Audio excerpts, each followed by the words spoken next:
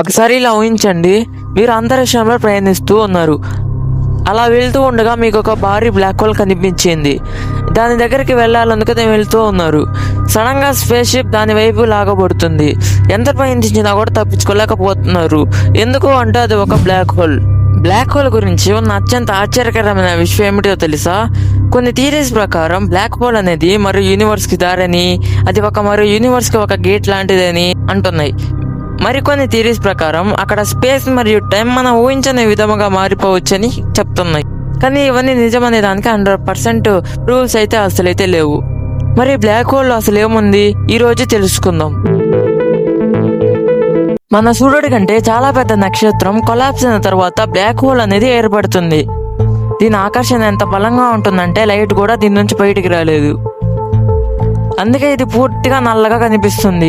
మన మిల్కీ వే గెలాక్సీ మధ్యలో కూడా ఒక భారీ బ్లాక్ హోల్ ఉందని శాస్త్రవేత్తలు గుర్తించారు. కానీ ఇక్కడే ఒక ప్రశ్న అయితే వస్తుంది.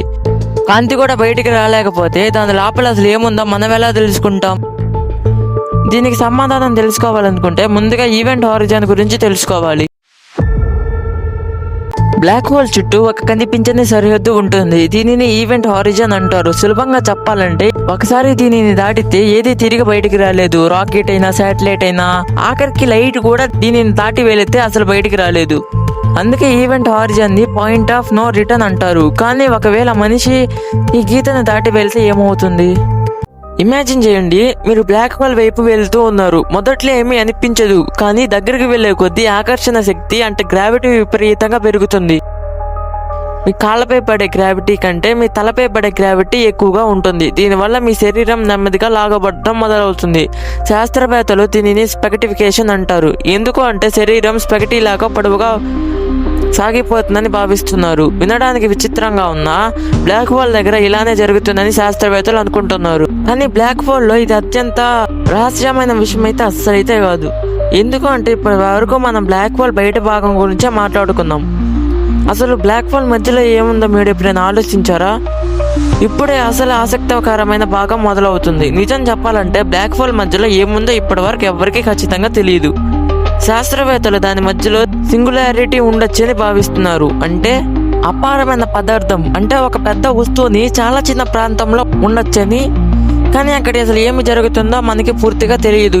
ఎందుకు అంటే మనకు తెలిసిన ఫిజిక్స్ అక్కడ పనిచేయదు. ఇక్కడ నుంచి ఇంకా ఆసక్తికరమైన థియరీస్ అయితే మొదలైతాయి. కాబట్టి అసలు అయితే స్కిప్ అయితే చేయకండి. అందులో అత్యంత ప్రసిద్ధమైన థియరీ వార్మ్ హోల్ థియరీ.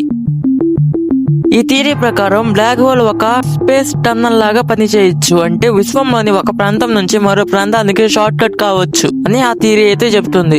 కొంతమంది శాస్త్రవేత్తలు ఇది మరో యూనివర్స్ కి దారి కావచ్చని కూడా ఊహిస్తున్నారు. కానీ ఇప్పటి వరకు దీనికైతే ఎలాంటి ప్రత్యక్ష ఆధారాలు అయితే అసలైతే లేవు. అందుకే ఇది ఇంకా ఒక థియరీగానే ఉండిపోయింది. అయినా బ్లాక్ హోల్ మధ్యలో ఏముందో తెలుసుకోవాలనే ప్రయత్నం ఇప్పటికీ కూడా కొనసాగుతూనే ఉంది.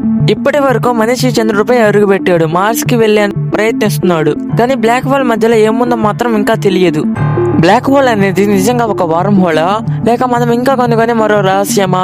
అసలు ఆశ్చర్యకరమైన విషయం ఏమిటంటే ఈ వీడియో చూసిన తర్వాత కూడా ప్రపంచంలో ఎవరు బ్లాక్ హోల్ లోపల నిజంగా ఏముందో ఖచ్చితంగా చెప్పలేరు. ఎందుకు అంటే ఇది ఇప్పటికీ సైన్స్ లోని అతిపెద్ద రహస్యాల్లో ఒకటి. మరి మీరేమనుకుంటున్నారు? బ్లాక్ హోల్ మధ్యలో ఏముండొచ్చు? కామెంట్ లో మీ అభిప్రాయం చెప్పండి.